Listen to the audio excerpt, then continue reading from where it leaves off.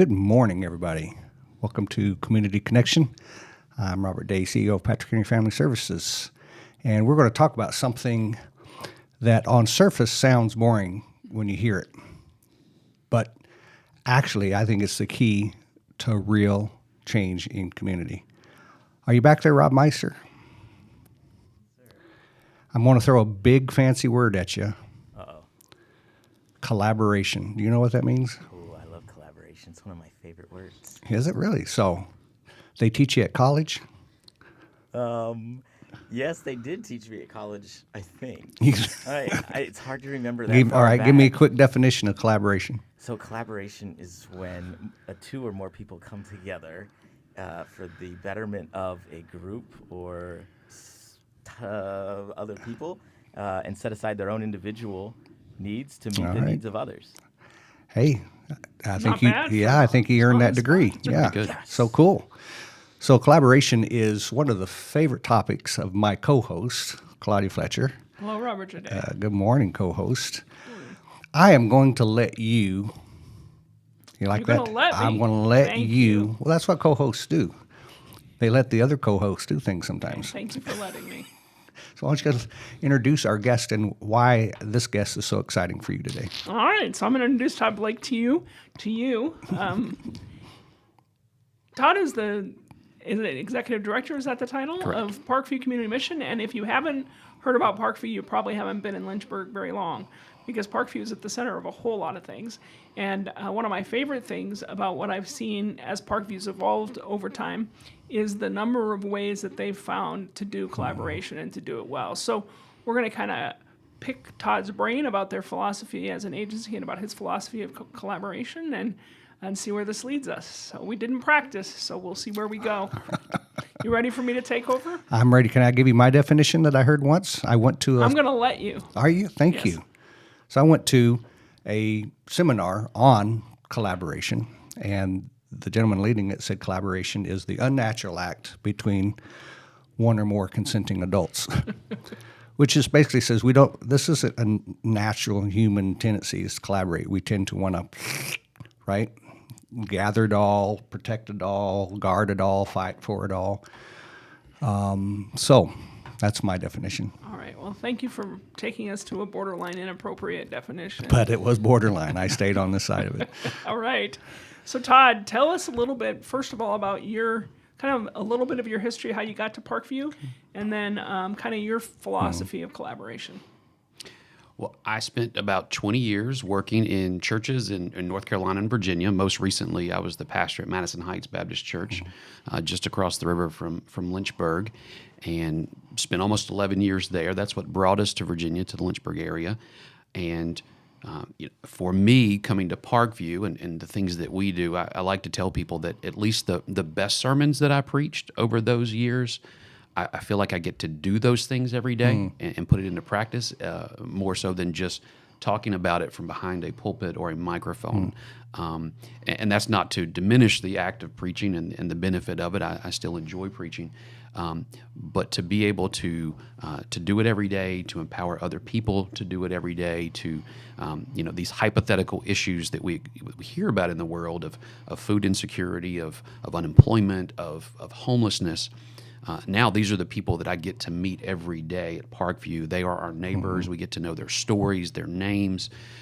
We begin to understand what exists in their story that may have led to food insecurity or homelessness, the trauma that exists in someone's story that has led to some of the circumstances that bring them to Parkview.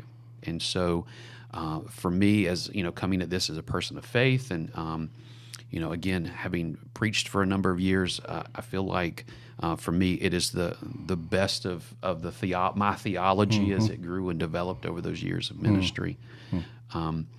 And so at Parkview, I bring to that, I would say, background in a couple of different areas. One, particularly in church. In a church, you are trying to bring a group of people together to bring all their various and diverse talents and gifts to bear on what the church is doing, on the ways we do ministry together, and recognizing, and it is very scriptural, it's very biblical, that we don't all have the same gifts. but we bring those together. We collaborate, and we bring those gifts together to continue the mission of the church. And I also coach soccer. And, when you coach soccer and you coach young people in soccer, they bring different talents. When I played soccer growing up, I was not a goal scorer. I love to defend. I like to stop people from scoring versus scoring a goal. That was much more my gifts and talents on the soccer field. And so in coaching, you're trying to recognize in young people what it is they're good at and put them in the place to use those talents and gifts to further the team, to further that larger goal beyond themselves. And so I think both of those backgrounds for me come into play at Parkview. Parkview, we want to be really good at what we're really good at and not pretend that we can do better than someone else, another nonprofit, what they're already doing really well, rather than trying to copy and do it more poorly than someone else is doing it. Let's just work together. Let's share our gifts together in a way that we all get to bring to the table what we're doing well, and we can really lift up the community together if we recognize what we're good at and also what somebody else is doing better than us and can do better than us. Okay, give me an example of a couple of things that you think Parkview does better than anybody, and then some things that you think that some people you've partnered with that you think could do something better that you're kind of helping or supporting in some way. Okay. I think, across our programs, we're really good at providing a dignified experience for our neighbors, whether it's shopping for food at our pantry. And when I say shopping, I mean we're talking free food, but they're getting to select versus just being handed a box of food that they may or may not be able to use. So we're good at providing dignity in that process. We're good at providing dignity in that process of going to our clothing closet, the clothing connection, and selecting clothes in a kind of retail, kind of vintage clothing store kind of setting versus a box or a barrel of clothes that someone might have to dig through. Maybe they do, maybe they don't find something that will actually work. So injecting as much dignity into those processes for our neighbors. I feel like we do that really well, and I feel like we play well with others. And so, what's something that someone else is doing well? We know the folks over at Iron Lives and Beacon of Hope, and so they're really good at working with young people, with students, with high schoolers. And so, over the summer, when they were putting young people in jobs and internships, that's what they're really good at. Well, we were really good at dressing them. So we were able to dress a few of those students for those jobs and internships. It was us doing what we're good at to highlight, to magnify what Beacon and Iron Lives is really good at. I want to hear about the sports closet. Oh, the sports locker. Because that's really cool. The Lynchburg sports locker. So when I arrived at Parkview, which was about 11 months ago, it was in October, there was already a pallet of sports equipment. Much of it was soccer. And so, of course, my eyebrows raised. I saw, really nice soccer equipment. I'm like, what's this? And so people began to share with me the vision, the idea of a free sports locker for students, for children who either they're growing out of equipment and they can't afford to replace it. Someone wants to try a new sport and it's too expensive to get into it. And so I just thought that was wonderful. And so over the next several months, it continued to grow and develop, working with LAZY, the Lynchburg Area Youth Sports Initiative, working with Coach Todd Olson at the University of Lynchburg, the women's soccer coach, and other organizations. So now in our Food for Thought space at the Plaza, there's a really cool looking space. It's set up like a locker room. There's artificial turf on the floor. It has that kind of 90s Foot Locker feel, if you remember those stores. And so when a kid comes in to select equipment, again, it's not a dank, dark room. It's bright. It's freshly painted. It looks really cool, and there's great equipment. And so, again, as a coach, the idea that a barrier is removed for a child to play a sport or to try a new sport, when you can teach children so much through sports. Yes.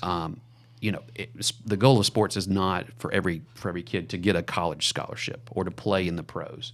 That shouldn't be the main goal. The main goal should be to teach them some things that will serve them off of the field or the court. So to make that available for every kid, I just love it. And that it brought all these groups together. Parkview got a lot of credit for it. Most of what we did was just provide a space and hospitality. Lazy and the University of Lynchburg really were the ones that brought it together. And we were glad to work with them on it. And I think that One Community, One Voice Yeah, and Community absolutely. Mountain created a scholarship fund as well on top of that. So Right. not only could people can't afford the sports fees, because that's a big piece for people Mm-hmm. in poverty. The fees keep going up, especially for traveling teams. And so some of the most Absolutely. talented kids in Lynchburg can't play travel ball because they don't have the equipment and they don't have the money for the fees. So that was a way that a whole bunch of people got involved to do something for a very specific reason, but meeting a need that I don't think anybody ever thought about for a long time, about what kids are missing out on Right. because of just a couple barriers that can be removed by people. So that's very cool. And I love too that the university wants to send over an athlete to work with a kid when they're picking out equipment. If somebody came and they needed soccer equipment, I mean, I can help with that myself. But if it's lacrosse or softball or something else, I'm not going to be much help. And so there's an student athlete that can help them, and hopefully too develop some kind of mentoring relationship too beyond that. I think that's going to be really beautiful. Yeah, and those are the kind of things that, from a Vision 30 perspective, we just love this idea of as many people that can get their hands on Yes. something to add their little piece of what they're good at to a big picture, the better something can be. And that's what collaboration, I think, really is. So let's talk a little bit about why people, what keeps people from collaborating? What are some of the barriers to collaboration in Lynchburg, do you think? I think there is a natural inclination for many people that when we do something good, we want credit. We want the credit for it. We want the notoriety for it. And if I work with somebody else and what they're doing and do it really well, and I worry that I might not get the credit for it, well, that's going to automatically right there disrupt what could happen. Again, I felt like with the Lynchburg Sports Locker, Parkview probably got an undue amount of great attention because it's in our space. But there were so many groups behind the scenes that didn't care about getting credit, but just wanted it to happen. I mean, I think they modeled that for all of us. Right. So we talked briefly before about scarcity Yeah. versus abundance. Talk about that a little bit. I do think, and not just in these kinds of issues of the work that nonprofits are doing, but I think just in society in general, it seems like we're just geared to operate out of a scarcity mindset. That if I don't get mine, there's not going to be enough. So I better make sure I get mine first. And if we operate, and if we, as a person of faith, if I can operate out of a stance, of a perspective of abundance, that God is a God of abundance, that there will be enough for all of us to do the good work that we're doing, then I can begin to release that worry of scarcity and know that there are enough donors for Parkview and for Patrick Henry. There are enough volunteers for Parkview and Patrick Henry, and on and on and on. That there is enough goodwill and generosity in our community to provide for the nonprofits who are doing great work. And I think people will want to join in more if they see us working together. Absolutely. If I could interject for just a second, what I love about this is not just collaboration, but there's innovation in this because you created something new, but you're also adding the quality in that whole idea of dignity, right? There can be collaboration that ends up in poor service. Right. Doesn't really do anything, right? Or it's not new or innovative. And so I love the energy that all three of those things are taking place there. And so I think this is a good place for us to do our commercial about Stand Sunday because it was innovative, ended up in quality outcomes for people.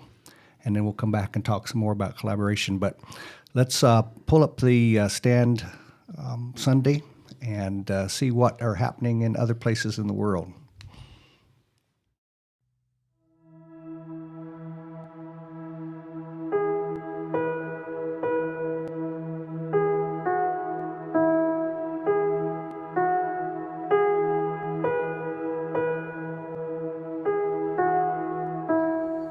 There are 30,000 children that are in the foster care system today in the state of Texas. There are 500,000 children that are in the U.S. that's in the foster care system. And I said, who would stand with me today for these kids? That day, Nedra Wade, she stood and raised her hand and she said, Pastor, I will. And then another person stood and said, I will. And another stood and said, I will. And another stood and said, I will. Well, after the process started in our church and family after family, within 3 months, 39 children were placed in families in our church. Jesus, Jesus. What if there was more families waiting for children than children waiting for families? So we called Child Protective Services. And they said, if that happens in any county, that will be the first ever. Precious Jesus, oh, for grace to trust Him more.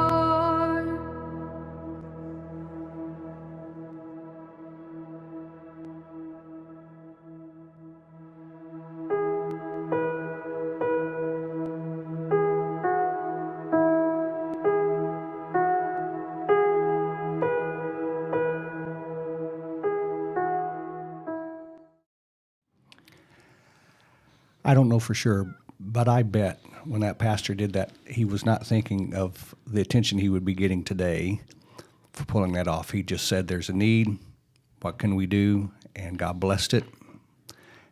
He had an abundance attitude rather than a scarcity, and it's turned into this beautiful thing. So, Yeah, and we definitely are trying to help this, because this is part of Vision 30. Stand Sunday is part of Vision 30, because there's two different ways that we want to see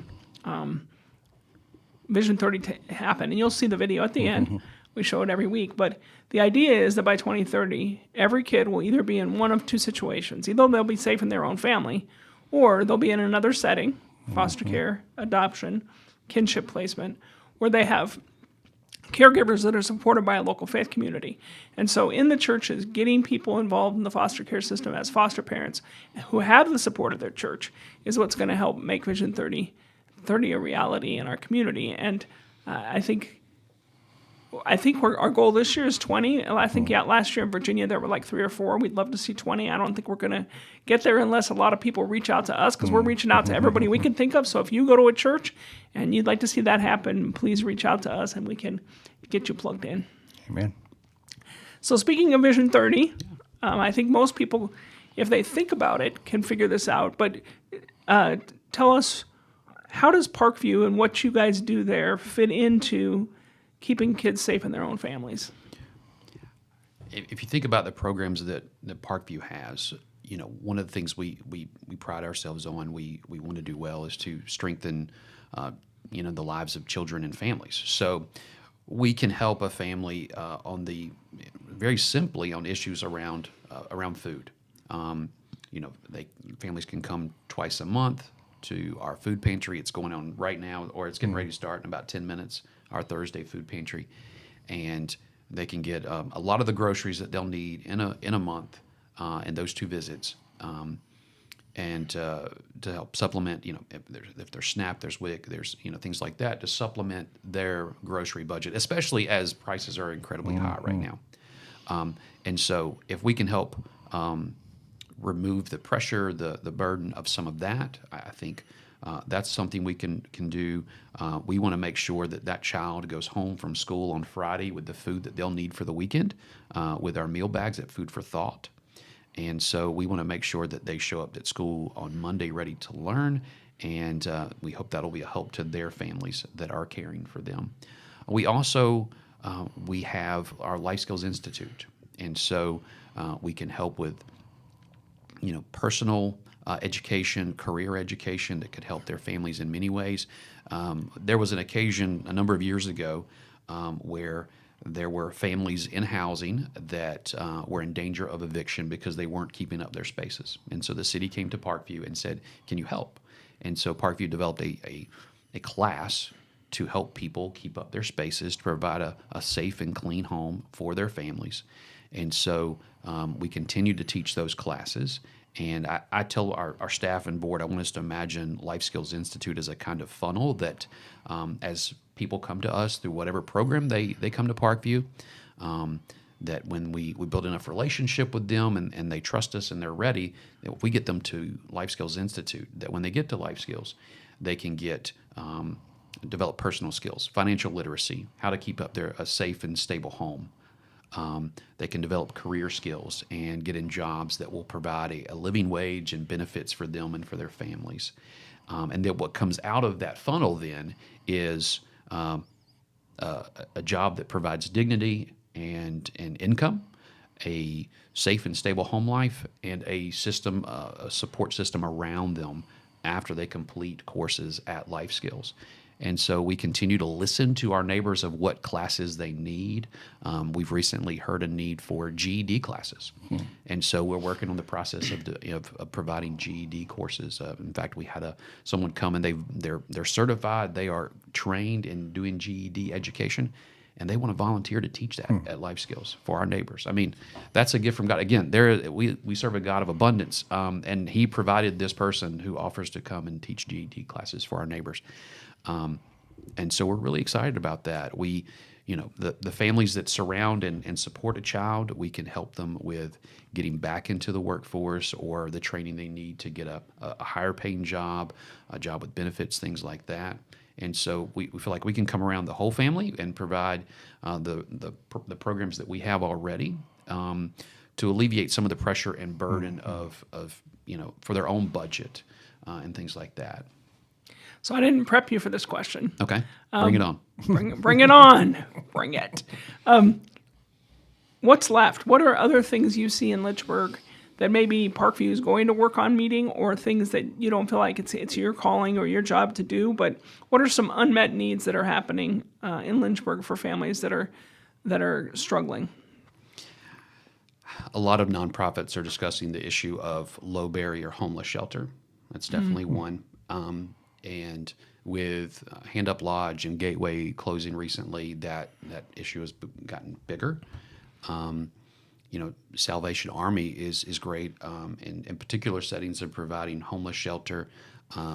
But that low barrier shelter, there's just not a lot of options right now in the Lynchburg area. And we have a number of neighbors that need low barrier shelter. Could you explain real quick low barrier? So low barrier would be there's you don't have the drug test, the things like that in order to get into shelter. And it's just easier to get in. Issues may be identification, IDs, things like that. Yeah. Okay. Yeah, housing is definitely Absolutely up there. And I think even people who are in homes, we've heard of our neighbors are experiencing eviction because of the housing market. It might be more beneficial to a landlord to sell that home right now with the way real estate prices are versus keeping it and renting it out, or the rent's going up just because of what's going on in the market. So we have families that are experiencing displacement because of that. Either the landlord sells the home or the rent's going up and they just cannot afford it. Yeah, and there just isn't a lot of housing in No, Lynchburg, there's period. not. Exactly. So trying to find it, even if you have resources, is tough. But if you don't have Exactly. resources, another thing we're seeing in Care Portal a lot is electric bills. Yes. Because during COVID, there was all this grace that was offered, but they didn't offer grace like, let's take away the bill. Right. They offered Just grace, we're deferred. just not going to turn it off. And so now families are, if you want to turn it back on, you got to pay $1,500 Thousands, right. or $2,000. And we have neighbors come to us, and there are needs for electricity. There might be a CPAP machine, oxygen, things like that require electricity. And to charge a motorized wheelchair, things like that. We had a neighbor come by just to charge their wheelchair recently because their power had been cut off. And as you say, the bills are, we're in the 4 digits, not 3 or 2 digits that it requires to keep the lights on. So yeah, we've definitely seen an uptick in utility bills, water and electric, gas. And so, again, collaboration, we received a wonderful grant from the Lynchburg Community Foundation specifically for helping with utility cutoffs. And so we're trying to save some of that to make sure we're ready for the cold winter months as well, to help people keep their lights and their gas on this winter when it's particularly cold. Well, that topic could take us another half hour, but I think Absolutely. we're getting towards where Yeah. you wanted to take over, so I'm going to let you. yeah, take over. That's a charged word. The thing that you said that surprised me the most today that I don't hear usually from leaders in this space is that word dignity. And Can I tell you a fun fact about that? Yeah, please. So last week I took a field trip. I still love field trips. I'm 43 years old and I love field trips still. And I visited a number of nonprofits in North Carolina. And so I was in the Charlotte area. And so on Friday I visited a couple of places in Charlotte, one of which is called Loaves and Fishes. I also visited with folks from the Charlotte Dream Center. But I was touring Loaves and Fishes. And same kind of tours that we give at Parkview. If anybody ever wants to come, we'd love to give tours. Come and see us. But as I'm being shown around Loaves and Fishes, the Lindsay who was showing me around used the word dignity in the process of how they want to take care of their neighbors in Charlotte. And I just love that that's the same word we use when we show people around. And so to know, and I shared with my staff when I got back, is that there are other nonprofits that might not even be here right here in Lynchburg that they're doing the same kind of work with the same kind of spirit that we are, and that we should take heart in that. Yes. Because the gift, really, that you're giving in this process is not the food, it's not the clothes, it is dignity.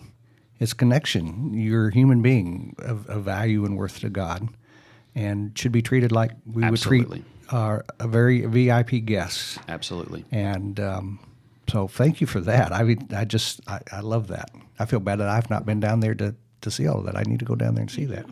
So tell the folks they can contact you, how they can help you, how they can volunteer, collaborate with you Yes. on all the things that you guys are doing. Yes, visit our website, parkviewcommunitymission.org, and on that page you'll see a volunteer tab. And so someone, if they want to volunteer, if they click that tab, it will show them all 6 of our programs and provide them opportunities to volunteer in those areas. There's also a programs tab. Just pull up that tab and look at our 6 different programs and the ways that we provide food, clothing, resources, and education. And I think everybody can find something that they can do to participate in what Parkview is doing if they open up and look at those programs. We have people who come and volunteer who are young. Children come and volunteer with their families. There's a place for children to serve alongside their families. I love that. Yeah.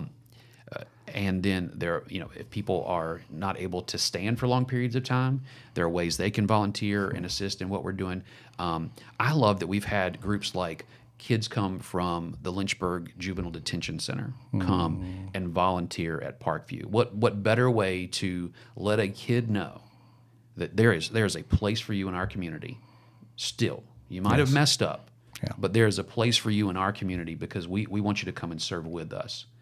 To me, that's just it's a beautiful. Well, something very therapeutic about that, right? Absolutely. I think we grow by giving, Yes. not by receiving all the time. And serving together. That work of serving alongside our family, our teammates. I think something happens in that process. Now, I assume on your webpage there's a donate button. There absolutely is. Yes. Yes. There absolutely is a donate page, and so if someone clicks there, there's a couple different ways to do that. We've recently worked hard to raise our number of monthly donors, and we've had a number of people come and become new monthly donors for us, which is wonderful. You all know how nonprofit funding works. There are lots of ups and downs and waves, and so those monthly donors really help to smooth those waves a little bit. And so that's been wonderful recently. And of course, one-time gifts are incredibly helpful as well. In-kind gifts, the groups will often collect items. It might be personal care, so toiletries, and everybody should know toiletries are not something that people can get with their government benefits when they go to the store. Shampoo, deodorant, detergent, things like that. That's a huge need. Snacks for our food bags, our meal bags that are going to the schools. Folks will collect those kinds of items. That's huge as well. That's wonderful. Thanks so much, Sean. Oh, I've learned so much and encouraged. So encouraged today. Listen, folks, I really do invite you to log on to their website, see how you can give. If you're a supporter of Patrick Henry Family Services, I encourage you also to go on. I know there's a gift in kind, there's some money, and I know times are tough. But if they're tough for you, they're even tougher for the folks that they're serving down there at Parkview. So would you do that today? Not as a favor to Patrick Henry Family Service, or even as a favor to Todd and his staff and to the folks down there, but because God may be speaking to you to do that today. So think about that, pray about that, and then respond appropriately. Listen, thanks for joining us today. Great conversation about collaboration and about caring for those in our community that God loves just as much as the three of us sitting around this table. Absolutely. Amen. So thank you. God bless you. We'll see you next Thursday. Nobody gets to choose their family. If a person is fortunate enough to be born into a healthy family, then life can be much like floating down a smooth, gentle river in the summertime. But an unhealthy family is like a dangerous river, filled with rocks, debris, and fast-moving water. This river swiftly leads to the steep waterfall of adulthood, tragically forming a new river of dysfunction. Even if you aren't born into an unhealthy river, there are many streams that cause a person to get there. But there is only one way to get out, and that is through a meaningful relationship. Across our region, there are many agencies, churches, and families who are devoted to helping children escape from unhealthy rivers. Some feel their role is to wade in and rescue children. They foster, adopt, or provide safe families. Others stand by the river and support the rescuers by providing what they need. Still, others are upstream and stand in the gap to keep children from ending up in the negative situations. At Patrick Henry Family Services, we see ourselves as having an additional role. We are running up and down the shores of the unhealthy river, screaming, "Can't you see the children in the water? You have to do something." Vision 30 is a 10-year initiative. By 2030, we envision a region where all children are safe in their own family, or with caregivers who are supported by a local faith community. So, where do you stand at the river? Are you upstream, keeping families together and strong by standing in the gap? Are you in the river, directly impacting children? Are you on the shore, providing support for the brave folks who have entered the river? Or are you just passing by without noticing? No matter who you are, come down to the river with us. Let us help you find your place. Not only will lives be changed, but you will never be the same.